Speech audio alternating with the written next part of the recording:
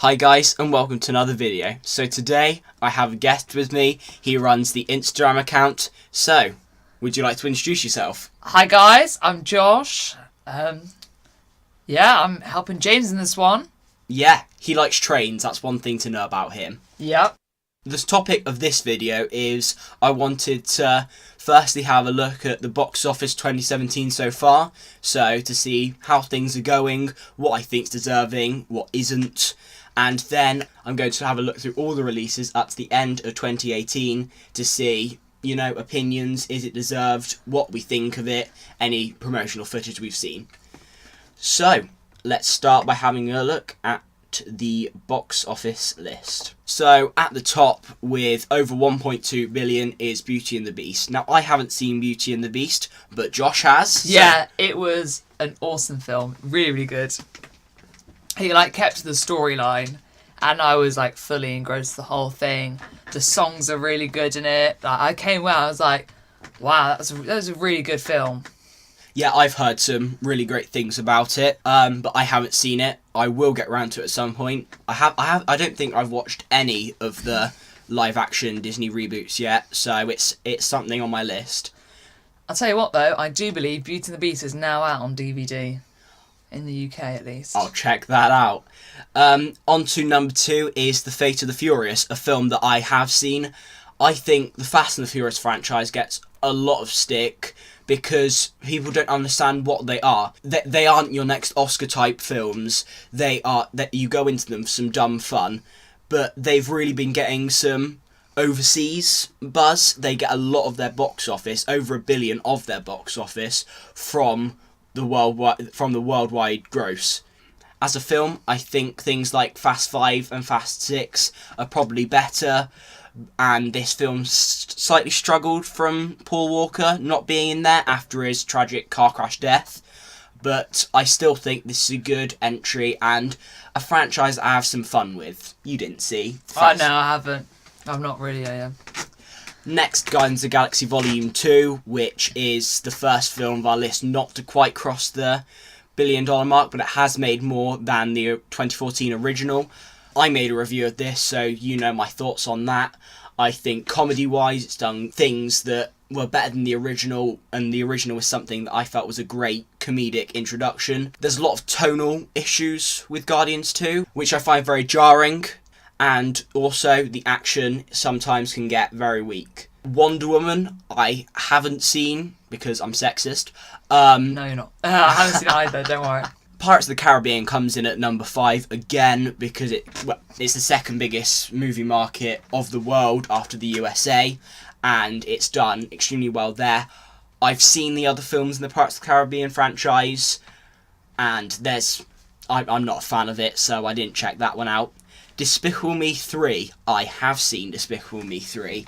And to me, there is 2 levels to this franchise. To me, Despicable Me 1 and 2 are great classic family films for the new era of kids. Whereas Minions and Despicable Me 3 aren't much to rave about. I feel like Despicable Me 3 was about 6 or 7 different plot lines, all in their own mini-movies, almost. Have you seen Despicable Me 3? No, I haven't, because I've been very busy recently, but I know my family went to see it, and I know that they really enjoyed it, how apparently to them there wasn't as many, Minion moments compared to, other films. Which I think is due to the fact that the Minions are getting their own spin-off. So, if the Minions are being spun off like that, they don't maybe need as much focus. But then it meant that the marketing didn't have much Minions in it, so... Yeah. But then you could say kids are like, oh look, mummy, daddy, there's a Minion. I should take my parents to go see it. So, there is that draw. So I'm not surprised that it is at number 6. Number 7 is Logan. Actually, I would say it's probably my favourite film that's come out this year. I mean, you had Gifted with the actor who plays Captain America, and that was an outstanding film for me, but I think Logan just tops that. After Hugh Jackman's 17-year run, I feel like it was just such a beautiful swan song for the character, and the R rating helped. Great action, great acting. Patrick Stewart, loved that actor so much, and I think it was just a great film. You haven't seen Logan. No, I really should get out more. I'm just like, yeah, I haven't seen this, I haven't seen that. You know, this year I've been like. Well, you've seen Beauty and the Beast. Yeah, so that was good. a bit. That was the first one, the massive one compared to the rest of them, except for the Fate of the Furious, because that's very close. But compared to the rest of them, no, I think that makes up the rest of them. And finally, because 9 and 10 are Kong, Skull Island, and Transformers: The Last Night, respectively. Yeah, Transformers. Ugh. And on that note, we're leaving that. On to the next thing. Michael Bay can just F off, basically. I mean, you've ruined a lot of people's childhoods. But number 8, Spider-Man: Homecoming. I mean, it might move up the list because it's only recently been released, so I wouldn't be surprised if it takes Logan's spot. I doubt it'll catch up to Despicable Me 3. It could. So Spider-Man: Homecoming for me, I felt was really overrated. It was good, but I didn't have a great time with it. It could have cut off 15 minutes to the runtime. I felt it got a bit boring at points. But the plot twist that Michael Keaton's character was actually Peter Parker's crush's dad. Spoiler alert. But that was a great twist for me. So, now I wanted to go over some of the upcoming releases for 2017 and then throughout 2018. So, starting with, I know most of America have got these, but I quickly want to mention Dunkirk and Valerian: City of the Thousand Planets. Now, Dunkirk is something directed by Christopher Nolan. You would know him from the Dark Knight trilogy and other things like Inception, Interstellar.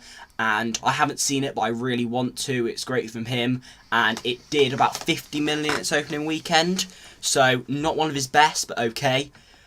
Valerian, people say it's bad, and Cara Delevingne, she was the actress for Enchantress in Suicide Squad, which is really not a good sign, and this seems to focus too much on visuals, which is not something that I really go to a film for. But apart from that, you know, so everything from now is either upcoming releases from when we're recording this, so some of these things might come out after this has been released. I think there's one thing we do have to talk about right there, and it's the Emoji Movie. Josh, would you like to kick us off with that? I want to ask Tony Leadon this. Can't pronounce his surname. I want to ask him what the hell he was thinking when he was making this. Sorry, but just because, like, he's probably, like, texting his mum or something, going, have a nice day, sweetie, with, like, a happy face emoji at the end, doesn't mean he needs to make a film on it. Like, I've seen all the, like, trailers and things for it, and I'm like... I mean, that first teaser with the dad met emoji, that was god-awful, and then... You have other international trailers and other things. That chair is really... Sorry, I just really noticed this very squeaky chair. Disclaimer, if you hear creaking, that is Josh's arse. And then you just had so many bad trailers and it stinks of being a bad film. Then you go on, you have things like The Dark Tower. That is the Stephen King adaptation. It's got incredibly acclaimed source material, but... There's no buzz going around this. There is no promotion for this that I have seen. I'm not a fan of it, and I doubt it will break the top 10 for the summer, let alone the year. Then, if you go down another 7 days, you have something like The Nut Job 2. Yeah, so that's I believe it's a sequel to the Nut Job. It is. What is it? The Nut Job 2, Nutty by Nature. So, apparently, according to my family, I have seen The Nut Job, and I think I can't really remember it, but I didn't really know the background, but it should be a not too bad film. I hope that too, but then again, we hope that all films are good, and there have been quite a few duds this summer. The Hitman's Bodyguard is also something I want to comment on, because I feel like this movie isn't getting much attention, but I've seen the trailers. It has Ryan Reynolds, who is, of course, Deadpool, and then it has Samuel L. Jackson. He's been in so many great films. He's been in the MCU, he's been in Star Wars, and the trailers, I mean, it probably won't be a great film, but I just feel like this could be a really, really good film, and I'm actually excited for it. Then once you get to September 22nd, there are 2 strong releases on that, which is surprising because I wouldn't really consider it as a strong release date, but you have... September. September, I mean... September. Because, I mean, you have your... It just doesn't seem like... Because it seems... School's back in, there's no breaks, everyone's at work, it's September. But then you have this real battle here, because you have the 3rd Lego-based film versus Kingsman. I mean, the Lego franchise has done well. I even think that the Lego Batman movie improved on the original Lego movie. You've seen both of them, I've seen both of them, yep. What were your thoughts? I thought the Lego movie was good. It was a kind of like... They made a film which really like related to what Lego builders are like. You've got the creative ones, you've got the ones that will just follow the instructions. That was kind of cool. The Lego Batman one, yeah, that was not too bad. But you're not a massive comic book fan, so the references might have... So and then you've got the Lego Ninjago movie, which is going to be released on the 22nd of September for USA and Denmark and everyone else some other dates. I'm not sure. Ninjago is in the thing... Ninjago is a popular Lego for kids, but it needs to be more than that, because Lego itself speaks as a brand, so that's why the Lego movie did well, and the Lego Batman movie is combining Lego and an iconic thing like Batman. But for the Lego Ninjago movie to work, the actual thing needs to be more than just something Lego, because Ninjago on its own is... Kids aren't going to see the Lego Ninjago movie sign on a bus or something and then think, oh, I have to take my parent to see that. But then you can say, well, if a kid is going to see this, then you sell 2 tickets. Because young kids don't go alone to the cinema. Then it's going up against Kingsman The Golden Circle, which is a sequel to Kingsman The Secret Service. Came out in 2015? I think it came out in 2015, and it's a very acclaimed film. It did extremely well, I would say. So this is anticipated, but again, the marketing, it's just not been up there. I mean, there are a couple of franchises, and in a way the same for the Lego Ninjago movie. There are a lot of franchises that have struggled to get the marketing, yet but both of these films did have a Comic-Con panel, and I know the Lego Ninjago movie got a trailer. I think the Kingsman Golden Circle got a trailer. I will have a check of that. I'll tell you what, the Lego Ninjago movie. So the Lego company, like on their website thing, they've got they make these short little movie clips, which are about 5 minutes long, and it tells a little story within the 5 minutes. And I've got a bad feeling that the movie's just going to be a case of stories of those just put together, and it's going to be all these mini stories in one, and it's just going to get really boring. And so I think with the Lego Ninjago movie, it's going to be a case of waiting and finding out. So then you have Thor Ragnarok, which is being released on the 3rd of November, and I am incredibly excited for this. I mean, if you had one Marvel film to watch over the entire year, I would vote for Thor Ragnarok, because promotional material, it's been great, and I am extremely, extremely excited for this. Have you seen the Thor Ragnarok trailer? Nope.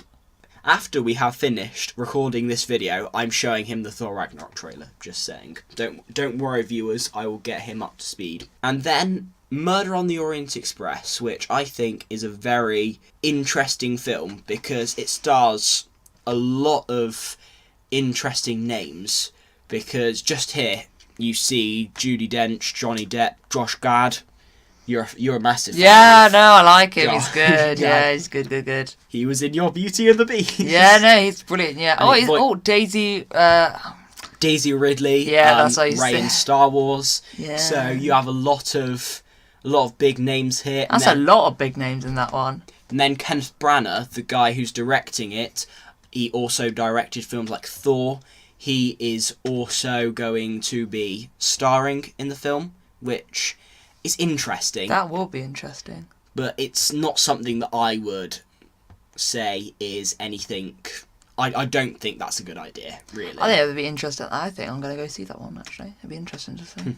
I think, as a director, it's like with Ben Affleck with The Batman, because he was going to direct and star, but he dropped out of directing, because as an actor, you need to focus on the acting and not the directing. I think to create a better film, you need to focus on both. I'm sure someone in the comments will give me an example of some way that this did work out one time. And then, one of the big ones, November 17th, Justice League. This is going to be another big film, but then you have the Zack Snyder, Joss Whedon confusion with Zack Snyder leaving the project. So this could end up being a very messy studio interference film, but is Joss Whedon fixing it? Is he going with his own vision? Is that going to mess up? You do have J.K. Simmons' introduction as Jim Gordon, which is exciting. Yeah, well, J.K. Simmons in any film is great because my personal favourite film, Whiplash, one of the most outstanding films of all time for me. He gives the best performance in it, and he was well deserved in his supporting actor Oscar for that. So having J.K. Simmons' introduction is actually really great. And then we got Coco. Coco, yes. From Disney on November the 22nd. Dun dun dun. No, you are incorrect. I'm incorrect. Disney is the distribution company. Pixar is the one behind it. Right, yeah, so you got that one coming out. This is another one that's been undermarketed. A lot of people... There's no internet buzz for this. The trailers haven't been seen by many. And it looks really morbid. Because it is literally... Yeah. I mean, it is a child going into the land of the dead and walking around and seeing dead people who created a society of themselves around the living. I tell you what, though, that reminds a bit like the Book of Life. The thing about the Book of Life is it didn't do very well. So if the Book of Life doesn't do well, where Coco does, it shows just how important the Pixar brand is to audiences. Definitely. But it wasn't such a bad film. Like, I enjoyed balancing. And then... There is a big film that I will leave Josh to talk about a lot of it. So, Star Wars: The Last Jedi. Right, so this is the next one to like the Star Wars franchise. It's episode 8. Yeah, 8, yeah, right. Unless you don't count Rogue One, which is anthology, so not really. So you got episode 8 coming out. This will be interesting. So in episode 7, we were left on literally a cliffhanger. They were on a cliff. That was no pun intended, but they were literally left on a cliff.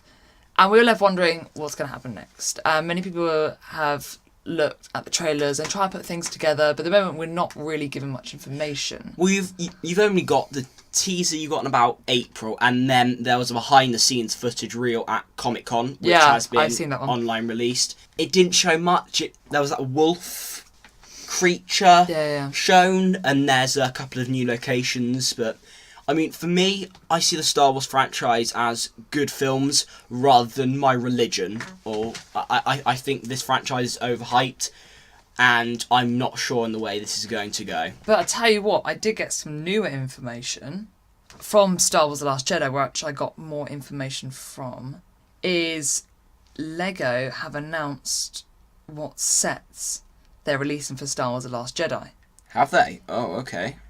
So yeah, so Lego have released... Well, they've announced... Well, we've got images of sets they're going to bring for The Last Jedi. So what we've got is we've got this quite big BB-8. So we know BB-8's going to be back in, and it's kind of inevitable because it was kind of... Because it sells a lot of toys. Well done, Lucasfilm. It sells a lot of toys. Then we've got the First Order Star Destroyer. So it brings me to think that, okay, we're going to probably have another fight in space again.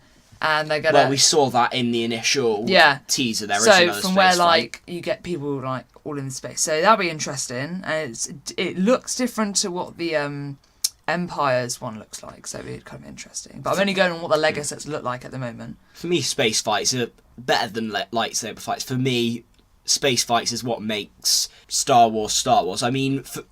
Even in Rogue One, where you had the bottom battle of Scarif, which I thought was... No, that's not quite right, is it? Is it Scarif that's that planet? I think it is. And then you have the space battle up top. For me, the space battle was more fun because I felt like the actual battle down below was very video gamey. It was like, solve this, now solve this, now solve this. Whereas space fights for me have a lot of intensity, and that's what I really enjoy in these sorts of things. So, other Lego sets. We've also got the First Order Heavy Assault Walker, which is very much like the Empire's AT-ATs. So it brings me to think that we're going to have another ground battle somewhere, which is going to bring in some of the main characters into that. And we've also got a resistance bomber, which we'll be interested to see. So it probably just means it's going to have a space battle with someone else. And then we've got, this is something I haven't seen before. We've got Kylo Ren's TIE Fighter. Wow. So if you think of Kylo Ren's ship with the big wings which go upwards, think of those facing forward. This is literally what the TIE Fighter looks like. That is really cool. So I'm just thinking this may be that Kylo Ren's kind of separating from maybe being with all his troops all the time and is now going on his own to places. But Darth Vader did have his own ship in New Hope, so I mean it wouldn't be too much of a step away from what we've discovered in previous, the first instalment. I mean, some people will try and behead me for calling it a New Hope. There we've got the First Order Heavy Scout Walker. Now, I'm not even really sure what it is. It looks a bit like a spider gone wrong. Not even a spider, I don't even know. I don't even know what this is. However, what's interesting is in the background of this, we've got those heavy assault walkers behind, which definitely then backs up the idea of there being a ground fight. And then in the top right-hand corner, we've got Rey, Finn, and the rebel pilot, which I have forgotten the name for right now. But we've got those three. Is that Poe? Yeah, that's it. Poe, that's the one. So we've got Rey, Hunky Finn, Beast, Poe and Jam. the pilot Poe, which then makes me think, I think those three are going to be sort of our main characters maybe in the film. And then we've got something called a Resistance Transporter Pod. Now, the characters included, I can't really see all of them, but we've got Finn and BB-8 and one other one. And it's quite a small thing, and it looks like almost like an escape pod back to the New Hope from where like C-3PO and R2-D2 were crash landed on Tatooine. Yeah. So I'm thinking that something's going to happen like that. So that's all we've got at the moment. But that actually gives us a bigger insight into what things might be happening in the film. And then the final big film, for me personally, in 2017 is Jumanji. I mean, we had the trailer released. I mean, it's probably not going to be great. But just due to the cast, I'm praying it's going to be good because you're bringing back the team of The Rock and Kevin Hart, who we saw work together, I think, pretty well in Central Intelligence last year. Also having Jack Black, the voice of Poe in Kung Fu Panda trilogy and in School of Rock. And also you're having Karen Gillan in there. She's been in the 2 Guardians of the Galaxy films, and she was the Doctor's companion, Doctor Who being my favourite TV show. I'm so British. That's so British, yeah. That is a British thing to like. Where, you know, she's not the best actress, but the trailers played her pretty well. So I'm hoping that's going to be good, but I don't have many, massive, hopes for it. I just want it to be really good. So now we're going to move on to 2018. Okay, so I'm going to start you off. I'm going to start you off. You can start us off. 2018, January the 12th, Paddington 2. I think this is going to be. I hope this is going to be another good one because I really like Paddington to start off with. Just a disclaimer: this is more of a British release because this stars a lot of British people.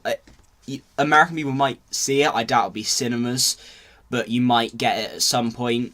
And I agree. I thought, although Paddington was nothing Oscar worthy, it was a lot of fun, and it's. I think it must be fun for all the actors because you have someone like Peter Capaldi, who of course is the 10th Doctor. The 10th Doctor? What am I talking about? Peter Capaldi, who is of course the 12th Doctor, and it seems like a nice break for him to do something a bit more fun. You also have someone like Hugh Grant, who's apparently going to be in this, and I just had a lot of fun with Paddington 2. Well, I had a lot of fun with the first Paddington, and so did you. Yeah, I feel this is also quite important with a sad person like Michael Bond, the original author of the books. I feel this is definitely an important one to definitely release. Haha, 50 Shades of Grey. Well, the third film in the 50 Shades of Grey saga is coming on the 9th and... February. 9th of February, and bang my head against a brick wall, quite frankly. I mean, I haven't watched any of them, but I'm just no. There's another film, the Maze Runner franchise, on the same date, which is another big competition, I feel, but there's been a lot of time between the two releases, so has some of the hype gone down? Definitely, I would say. So I doubt that's going to do very well. Then, the big Marvel release, well, not big Marvel release of the year, but it's a big Marvel release, and there's a lot of hype around this, Black Panther.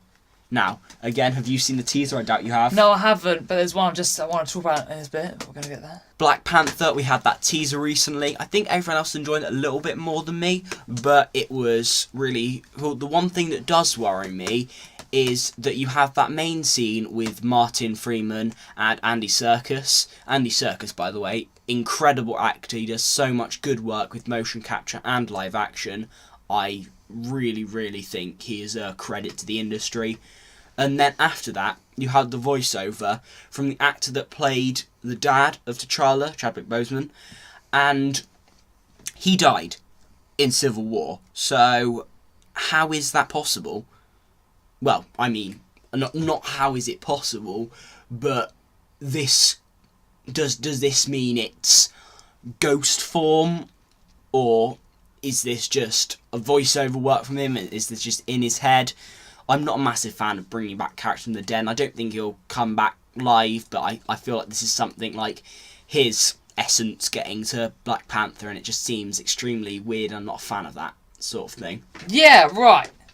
Now, I don't know much information on this, but A Wrinkle in Time. Oh, that got a trailer at Comic-Con? On March the 9th. Now, I think I've seen it, but I've probably forgotten. But it just looks something like something a bit different. And it's always a bit, ooh. That is a great point. I mean, it's got a post-Wonder Woman Chris Pine, who he was Captain Kirk in the recent Star Trek reboot, and post Wonder Woman, where he did a great job apparently.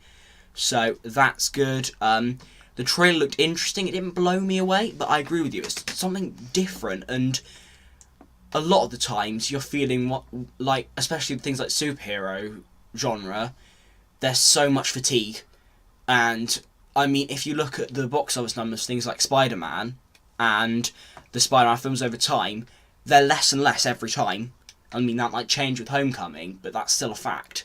So it shows that we're generally getting fatigue for these sorts of things. So something new. And I mean, we complain all the time about, we say we want something new, yet we don't go to see it. Things like The Nice Guys in 2016. A lot of people said, we want new things, but you guys didn't go to see it. Whereas this is something new.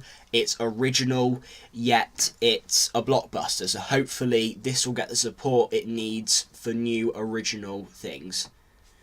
Another release which really, really baffles me is Romeo and Juliet, Sherlock Gnomes. Now, Josh, you've seen the original. I've seen the original, and the original was something which you would watch if it was like the end of term in primary school. I don't know what you guys call it in the US. Elementary, or was it semester? No, that's a break. This is how British we are. Right, so in the first. This is us trying to be multicultural. Yeah, this is not working. This is how it backfires. So when in your younger years of school, yeah, I'm not sure. It's been such a long time since the first one. I don't think it's going to really hit off so much. 7 years, something like that. It's about 2011. It's been a little while, and I'm not. And then the first one wasn't like amazingly great either. And then we haven't seen any promotional material, which I mean, it's got a while. But then again, Sherlock Gnomes. I mean, is that really you could do a parody, I guess, of anything. And you chose Sherlock Holmes as something that we've got a lot of adaptations of. We've got Robert Downey Jr. has done 2 films of that, and I think he's doing a 3rd one at some point. We might see that down later on the list, actually. You just finished up the BBC series, which I didn't see, but some people have said it's quite good. So, are we a bit Sherlock fatigued? And I think a kid's film... Maybe. isn't the best way to... Well, yeah, if younger kids doesn't know what Sherlock Holmes is, that's probably a good point. I'm a bit worried. Um, You have the Ready Player One, Steven Spielberg's new thing. This seems to be another tongue-in-cheek reference sort of thing, which is something that I'm not massively into it, especially since seeing as the only reference I picked up on was the Iron Giant.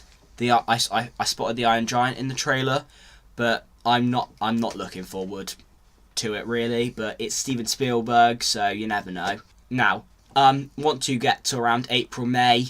This is where you get some of your superhero films. So firstly, New Mutants, and this is part of the Fox X-Men saga, and this feels like they're running out of ideas.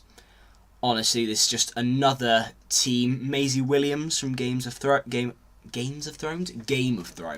has signed on to do this. Something like Wolf Girl or something, and this seems like they're running out of ideas. Not looking forward to this. Probably won't see it, and I don't think this will get many people to see it. And then the big film, probably for 2017 and 2018, Avengers Infinity War. Ooh. I mean, Josh isn't massively into superhero films, but I am. And, oh, wow. I mean, there's just so many people involved with this. I mean, there was a report going back, something like there's going to be 67 characters in this thing.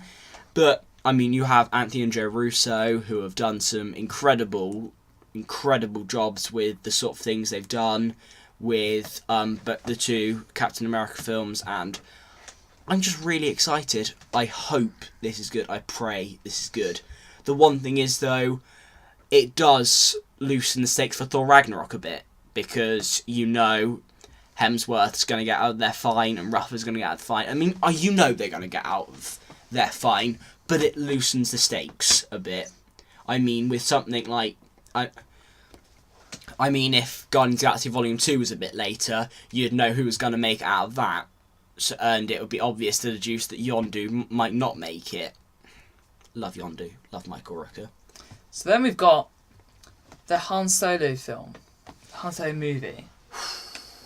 Now, we haven't really got any information on this at the moment. Directors come and go, probably is struggling. It's moving away from its December Star Wars release date, which I don't think's a good idea at all. Like, when I think Christmas, I go a few weeks beforehand, I've got a Star Wars film.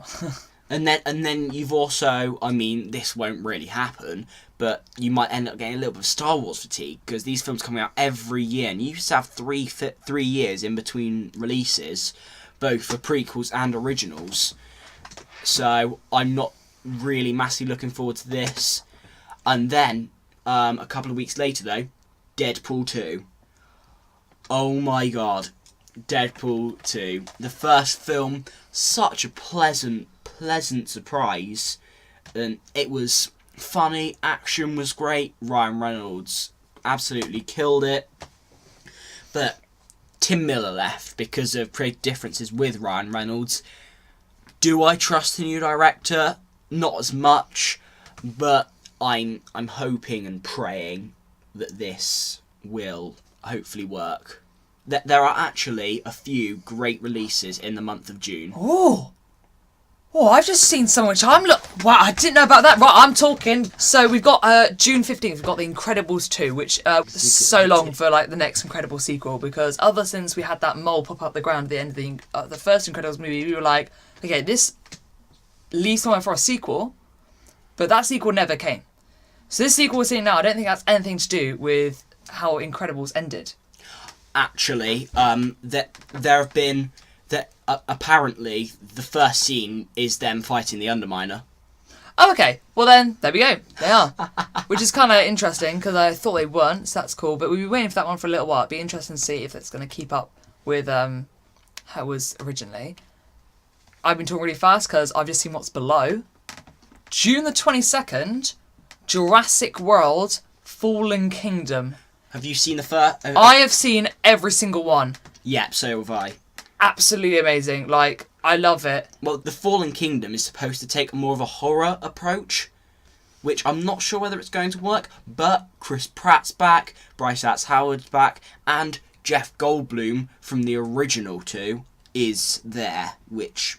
I think this could be a good film. Like, I'm kind of into it because I've played, like, the Lego Jurassic World video game, which is pretty awesome. But, no, as soon as I saw it, I was like, oh, that would be good. I'm looking forward to it. And luckily, it's only next year, so not too far away, but it's about a whole month, whole year. But there's something to look forward to. Keep that in your calendars. Also, I know we skipped in the date, but I just noticed that there's an Untitled Bumblebee spin-off from the Transformers.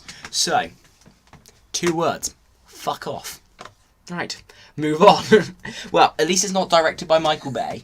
Yeah, well, yeah.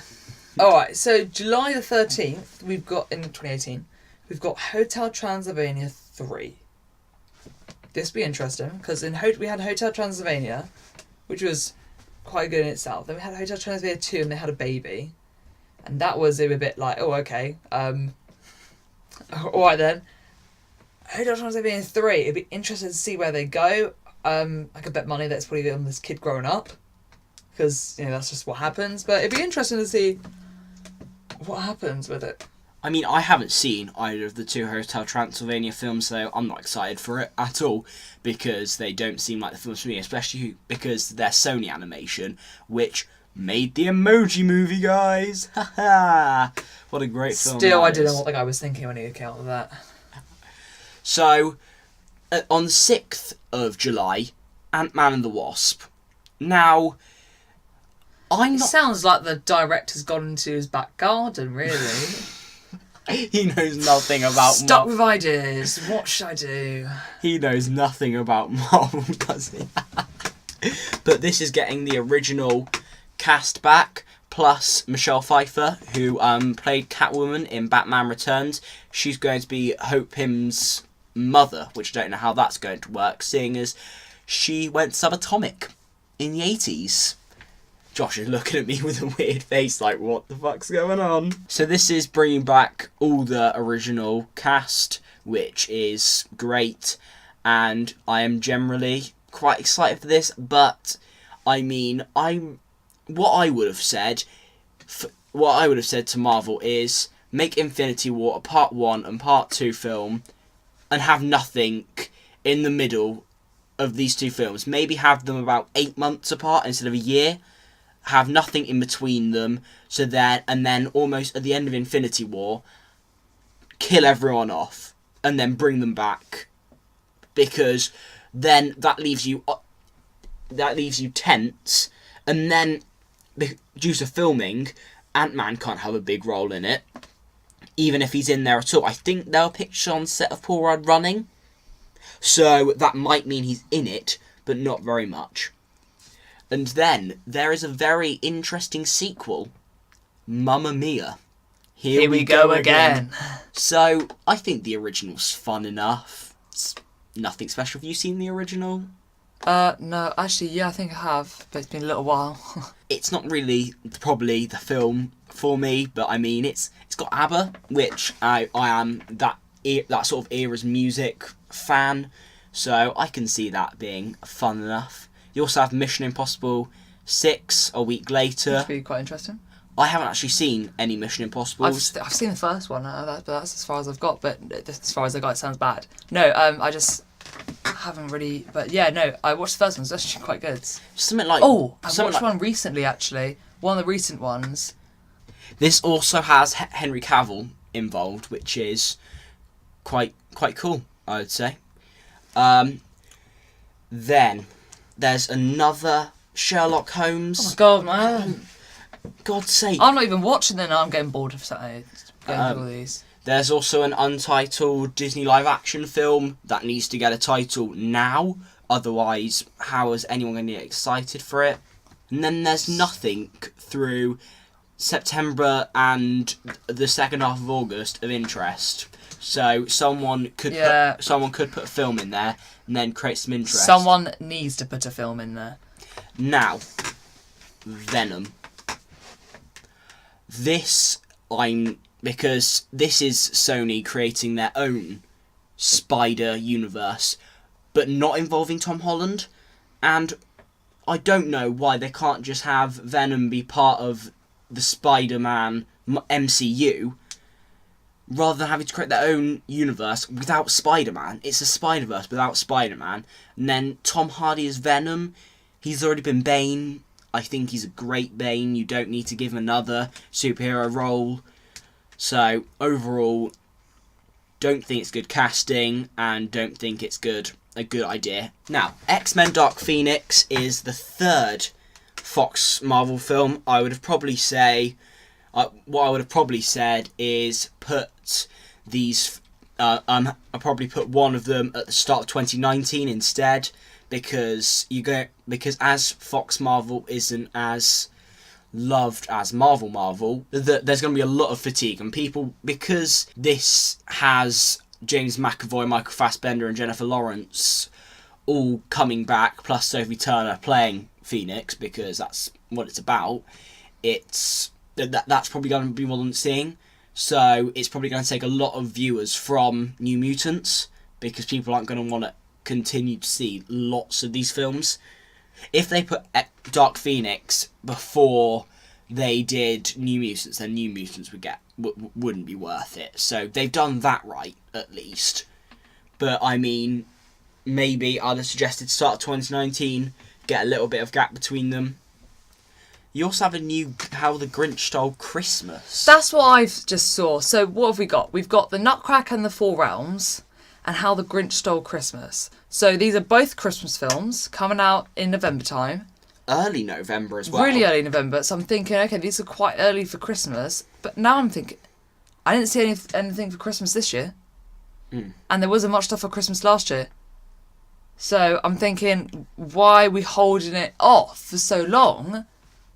I want a Christmas film, but it's looking not too bad. Well, you have your Star Wars, I guess. Yeah, but then again, okay, it's Star Wars is a Christmas thing. However, it's not Christmassy. It's at Christmas time. It's not a Christmas film. Yeah. Then, on November 2016, Fantastic Beasts sequel. This should be interesting. How did you like Fantastic Beasts? Now, I thought it's a good standalone film, but this is supposed to be a 5-part thing, and I'm like, really? I can see this. Well, actually, from Onset News, it feels like you've introduced your main 4. So you've got Eddie Redmayne, the fat guy, Bakery Man, the good woman, and the blonde forgettable woman. So I mean, mind reader. They're fair enough as characters, but now we're going to focus on Johnny Depp's character and Grindelwald and Jude Law's character, young Dumbledore. And you're going to move away from these things. And there was a recent casting call asking for people to do even younger Dumbledore, even younger Grindelwald, and then even younger Eddie Redmayne, Zoe Kravitz, who was talked about in a monologue. And they showed a picture of her. She was his old Hogwarts girlfriend, and then another person. So really interesting, but as a 5-part series, I'm not sure where this is going to go. I like the Harry Potter universe, so I hope this is going to be good. Well, I like the Harry Potter universe, but I'm just not sure about where this is really going to go, really. Then, a bit later, we've got Ralph Breaks the Internet, which is Wreck-It Ralph 2. For me, Wreck-It Ralph is one of the most underrated films of this modern generation, well, since about 2010, because I think that's one of the best modern Disney animations. I really enjoy Wreck-It Ralph 2. I really enjoy Wreck-It Ralph. I think it's a great film. Sarah Silverman's Vanellope is probably a little bit annoying, but that's my only criticism. It tells a great story, great, well-developed villain. John C. Reilly plays a great main character, great premise. You got James Corden in there, he's great. Who starred in the Emoji Movie. Yippee. But then there's something else I noticed about this. Alan Tudyk. Now, Josh, do you know what Alan Tudyk did for the first Wreck-It Ralph? Which character he was? Nope. Well, he was the villain. Oh, the villain. That died at the end. Died. Oh. So it's interesting that he's been named there. I mean, I'm sorry, guys, if I've just spoiled the film for you. But if he's listed there, that's kind of a spoiler. Right, for all you geeks, computer geeks out there who are watching this, you now need to work out what part of the computer would be able to store information that has been deleted. That will be where he'll be hiding. Dun, dun, dun. Right, there we go. And then the premise of this, because we heard from D23, the Disney Comic Con, which was from a week before Comic Con, is that Ralph Breaks the Internet is something goes wrong with Sugar Rush, Vanellope's game. So that means that they have to go into the internet to solve it. And apparently, they go to a Disney site where we're going to get a load of Disney character cameos where they've got all the original voice actors back. There's going to be some Star Wars cameos in there, apparently. And, I mean, they've got all the official canon Disney princesses. So that's Moana, great film, by the way. They've got Merida, they've got things like Pocahontas, Mulan, all of those classic Disney princesses. So that's going to be really interesting. I feel like that could work because like what they've done is they've got like the train network in the cables. He likes trains, so of course he'd comment on trains. I could see them making, if they all went to like this Disney internet thing, I could see it being like a Grand Central Station. Grand Central Station. It's grand and it's central. A bit like from Madagascar. Right, moving on. Untitled animated Spider-Man film, do not care. Mary Poppins Returns. Oh, Mary Poppins Returns. Hold on. Oh. This release date is still weird. The release date is the 25th of December. Who wants to see a film on like Christmas Day? My question is, what cinema is open on Christmas Day? Yeah. Who wants to come in and run a cinema on Christmas Day? I mean, maybe that's a mistake or something, but I think it might be at the moment. And then the original's beautiful. Why do you need to mess around with the canon like that? And then Emily Blunt, she looks okay in that like moving poster we saw, but you know, I mean, I'm not massively. I don't think this will be as good as Beauty and the Beast, not by any chance. I think, yeah. Then finally, the last film I want to talk about is Aquaman. So after you're going to have the Justice League, I mean, you have James Wan here, and he did Furious 7. So I'll talk about the Fast and Furious at the start of the video, and I like him. I like him as a director. And then you have Jason Momoa, who is probably the best part of the Justice League, and this, by all accounts, looks like it's going to be a great film. So now, we're going to be back in a sec, but what I wanted to do is I'm going to show Josh the teaser trailers for Thor Ragnarok and Black Panther, and we're going to share our thoughts with you before we go. Hi guys, so we have just watched 5 trailers, actually, for various films. So the first one we watched was Thor Ragnarok. So Josh, what do you think of it? Someone who isn't so into with Marvel stuff, I didn't totally understand it all. That's probably because I don't know the backstories, but there's definitely the comedy moments in there. I mean, there's a moment that stands out for me when you've got Thor and Loki and they just, hello, hi, and then they just start shooting them, and there's just a lot of comedy which Taika Waititi knows really well, so was really good for me. And the second one we watched was the Black Panther teaser. So, what do you think of that? There's a lot of mystery to it. Definitely a lot of mystery to it. I think I'm really loving Andy Serkis's role as Claw from Age of Ultron. That was really good, but again, I'm still worried about the intrigue of how the actor who played T'Challa's dad is coming back after he did die in Civil War. The world is changing. Soon, there will only be the conquered and the conquered. Jumanji. Something that didn't get that much talking, yet I really enjoyed it. What do you think I really about enjoyed it. I was like, okay, what is this? Not too sure. And then I was like, oh, this is gonna be good. If they do it right, it'll be good. Something worries me and thinks like it might not be great, but I hope it is. With such a comedic cast behind it, I just hope it's good. So it looks it's like if they don't do it all right, so it'll be like a Pixels team. More like shitsels. Then, the fourth trailer was The Mummy on the Orient Express. Murder on the Orient Express. That's a Doctor Who episode from series 8 of Doctor Who. So I got them mixed up. So Murder on the Orient Express. on the Orient Express. Josh, what were your thoughts on that? Brilliant lineup cast. I'm always already drawn in. It's got a train on it, so Josh is really looking forward to it. Yeah, so I think The one thing I'm worried about is, again, director in front of the camera, and then does a really weird thing at the end of the trailer where his moustache isn't the same colour as his hair, and it's really unnatural, and then it has the cringy, like the music goes up really loud and then the logos come up, and it just really doesn't work for the style it's going for.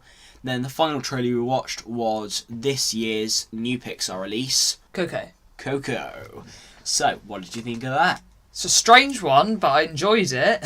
Seems like such a morbid thing. I mean, some bits are funny. I mean, when they have the thing to declare and the guy's mouth drops off, that's really funny, but it just seems quite weird.